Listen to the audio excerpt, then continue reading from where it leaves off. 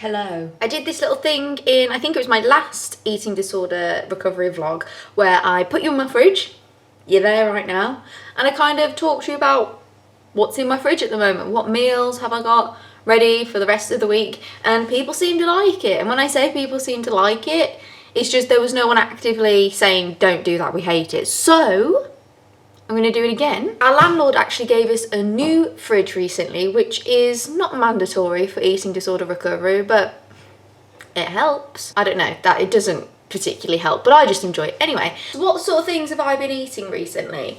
I've been eating these Alpro high protein yogurts. I think there's something like 8 grams of protein in there. By the way, people, including me, are really funny about hearing numbers, like they can be quite triggering sometimes. I would pretty much never talk about calories or fat content, sugar content, and if I was going to, I would clearly let you know beforehand. I feel like protein is not that triggering for like most people recovering from eating disorders. Obviously there are probably some exceptions, so let me know if me kind of every now and again, not with every food item, but telling you how much protein is in something, it's just because I'm vegan and I'm also like a dancer and like I go to the gym and stuff. Well, not recently because hello COVID, but that's something that I just kind of find more useful than triggering anything. But these are good. My trusty Vegenaise. This is kind of like a little bit on the pricey side, but I feel like any vegan would tell you it's the best vegan mayonnaise. I've also got my meals that I've prepped this week. I've made like a lot. Normally I prep like a few meals for throughout the week. It helps me knowing what I'm going to eat beforehand, and I feel like I'm able to eat it all, and it doesn't like stress me out if I know beforehand. I know that meal prepping and meal planning doesn't really work for everyone recovering from eating disorders, but I've been doing it, and Jamie, because he lives with me, because he's my boyfriend. I don't know why I was so awkward about that. It's something that we've been doing for a couple of months and it's like working for us. So I've got 2 things here. I think they're the same in each box. Let's see. Yeah, so I've got broccoli, and you can only see the broccoli on top. It's not just a box of broccoli, although the anti-vegans would quite happily have you believe that. But it's broccoli, some salt and pepper tofu, and then some rice at the bottom. These sorts of dishes sound so boring, but I love them so much. They're like my favourite type of dish to have. I'm gonna flip you around and show you the inside of my fridge. This is what we've got in the fridge. This week, quite different to the last vlog if you saw that, because our fridge was tiny. And then we've got the freezer down there.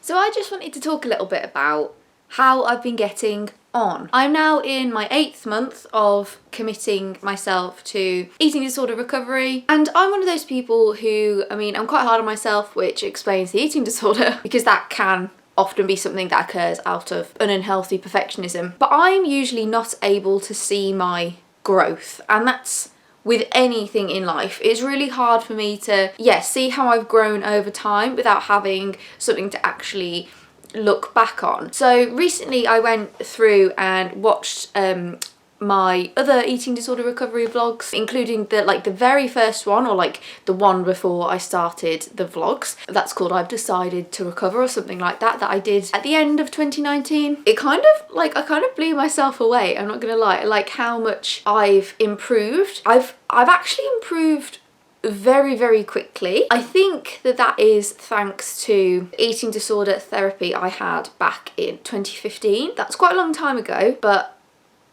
I think it's something that therapy revealed a lot of things to me that I didn't know, and I have a video all about that. I think it's called The 5 Things I Learned in Eating Disorder Therapy. And kind of once you know those things, you can't really forget them. Now, they can definitely become buried. You can definitely lose focus of them when your eating disorder voice becomes very loud. That has happened to me, obviously, else I wouldn't be recovering again. I would have just stuck with recovery the first time. My point is, I think I've done so well this year because I have those things I learnt, those lessons I learnt from therapy to like recall and look back on. I would really strongly advise anyone who is struggling with an eating disorder to seek therapy, because there's so much helpful online content to do with mental health and healing. That's obviously really helpful to consume, but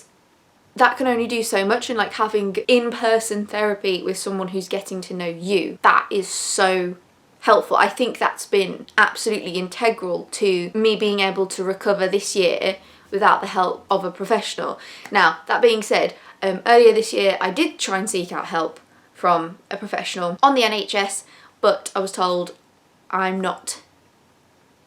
basically not underweight, so they can't help me. They said it a bit nicer than that. It was my GP I went to. She was a bit nicer about it, but essentially that's what she was saying. She was like, you don't fall into the category of someone that would be on NHS treatment. So after that, I just kind of thought, you know what, fuck it. But it's because I obviously had that therapy to recall from 2015, absolutely integral to my recovery this time. In some of my earlier vlogs this year, I said that I still relied on the scales a lot and I was still weighing myself very often. I'm still weighing myself, well, that could be the end of the sentence, I suppose, but I am still weighing myself probably about once every week. I would eventually like to not weigh myself at all, or just do it every now and again. So once a week isn't ideal for me, but it's significantly better than what I was doing. I was pretty much doing it every day, and still right now the idea of not having a scales at all freaks me out. Like, I can't think about that. So I still have them in the house and stuff. For some other people, it might be really helpful to just get rid of them straight away, to just out of sight, out of mind kind of thing. So if that works for you, obviously do that. But for me, I need them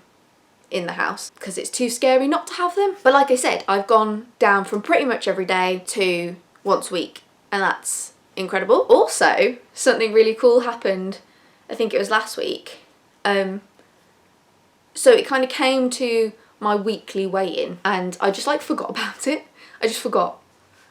So I think it might have been something like 9 days between weighing sessions because I just forgot to do it any sooner. That is incredible for me. There's so much talk about body positivity on the internet, which is an amazing thing. We kind of view body neutrality as a step before body positivity. And in some ways I think, yeah, that probably is the progression, but in some ways, like with this, I think maybe it's even body neutrality is a step after body positivity. Maybe just not caring and just forgetting about everything to do with kind of like your weight and your body. Maybe that is the goal. Anyway, just some thoughts on that. But yeah, that's really, like, I'm really proud of myself for being able to not weigh myself for that long. Like I said earlier, I have been meal planning / prepping. That's because I've been a lot more conscious of the amount of protein I've been taking in. I mentioned in a vlog before that I was checking kind of the nutrition on packaging for protein, and it was becoming like a sort of habit, not as it would have been with calories because it hasn't become that obsessive, but I was definitely checking it and I've managed to kind of maintain that. It's not gone off the wall and gone crazy and I've like become obsessed with protein now. That's not what's happened. But I think it's just good for me to keep an eye on that because of my lifestyle, my career and stuff. It's just good for me to keep an eye on the amount of protein I'm intaking. Maybe for some people it wouldn't be worthwhile, and if that's going to cause you any added stress, then like don't do it anyway.